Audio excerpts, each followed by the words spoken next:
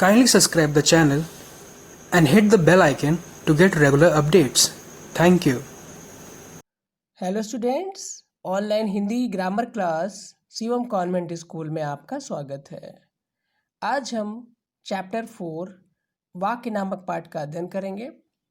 तो आइए पाठ का अध्ययन आरंभ करते हैं। दो या दो से अधिक सार्थक शब्दों के योग से वाक्य बनता है, इसलिए सार्थक शब्दों का समूह वाक्य कहलाता है। जैसे कंचन गाना गा रही है। वाक्य की परिभाषा: एक विचार या भाव को पूरी तरह प्रकट करने वाले शब्द समूह को वाक्य कहते हैं। वाक्य के अंग: वाक्य के दो अंग होते हैं, फर्स्ट उद्देश्य एंड सेकंड विधेय।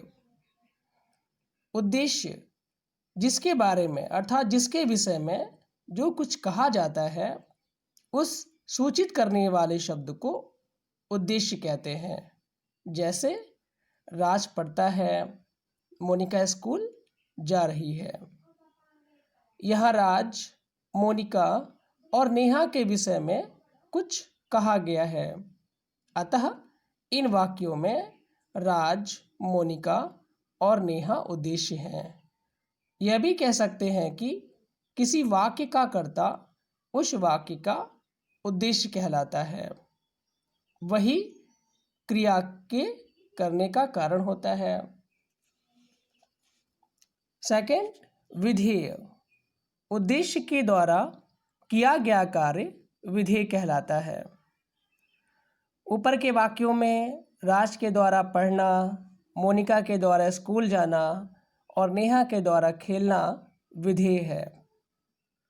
कर्ता के द्वारा विधान किए गए कार्य होने के कारण ये विधेय कहलाते हैं। अब हम पाठ के शेष भाग का अध्ययन नेक्स्ट वीडियो में करेंगे। धन्यवाद। Hello students, online Hindi grammar class Shivam convent school में आपका स्वागत है। अब हम पाठ के शेष भाग का अध्ययन आरंभ करते हैं। वाक्यों के प्रकार: वाक्य मुख्य रूप से 4 प्रकार के होते हैं। फर्स्ट सकारात्मक वाक्य, सेकंड निषेधात्मक वाक्य, थर्ड प्रश्नवाचक वाक्य एंड फोर्थ आज्ञार्थक वाक्य।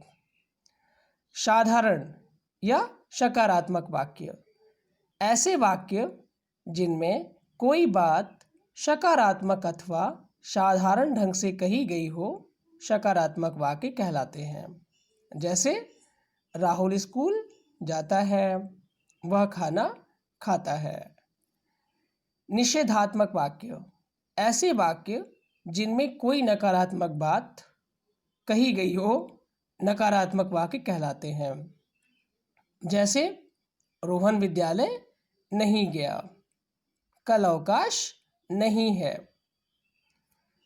प्रश्नवाचक वाक्य: जिन वाक्यों से प्रश्न पूछने का भाव प्रकट हो, प्रश्नवाचक वाक्य कहलाते हैं। जैसे क्या रोहन विद्यालय नहीं गया, क्या कल अवकाश नहीं है। आज्ञार्थक वाक्य: जिन वाक्यों में आदेश या आज्ञा का भाव प्रकट होता है, आज्ञार्थक वाक्य कहलाते हैं।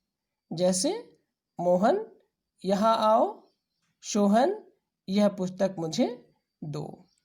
अब आप सभी पाठ का भली भांति अध्ययन करें। धन्यवाद।